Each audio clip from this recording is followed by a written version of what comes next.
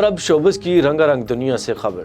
بھارتی اداکار پرینکا چوپڑا نے اپنے حالیہ انٹرویو میں اپنے شوہر نک جونز کے ساتھ اپنے خاندان کو آگے بڑھانے کے اپنے منصوبے کو اپنے خوابوں کا سب سے بڑا اور خوبصورت حصہ قرار دے دیا۔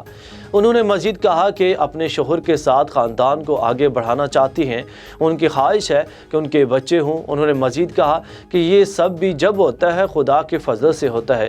اداکارہ سے انٹرویو کے دوران جب ان سے پوچھا گیا کیا وہ نک بچوں کی پرورش کو اپنے کیریئر پر ترجیح دینے کے لیے تیار ہیں، پرینکا چوپڑا نے اس سوال کا جواب دیتے ہوئے کہا کہ ان دونوں کو ایسا کرنے میں کوئی مسئلہ نہیں ہے۔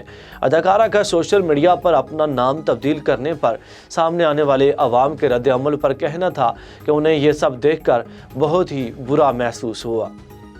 Legendary footballer Cristiano Ronaldo نے نامور ریسلر ڈوین جانسن کو سوشل میڈیا پر شکست دے دی۔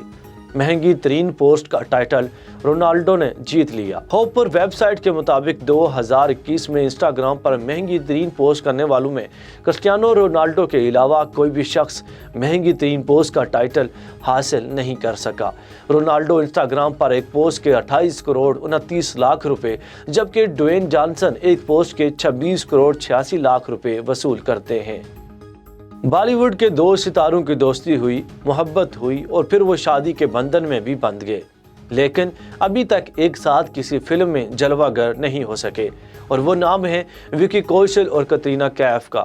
لیکن اب دونوں ستاروں کو پہلی بار ایک ساتھ فلم میں کاسٹ کرنے کی کوششیں جاری ہیں۔ بھارتی میڈیا کے مطابق وکی کوشل کو فرحان اختر کے آنے والی فلم جیل ذرا کے لیے کترینہ کیف کے ساتھ کاسٹ کیا جا رہا ہے۔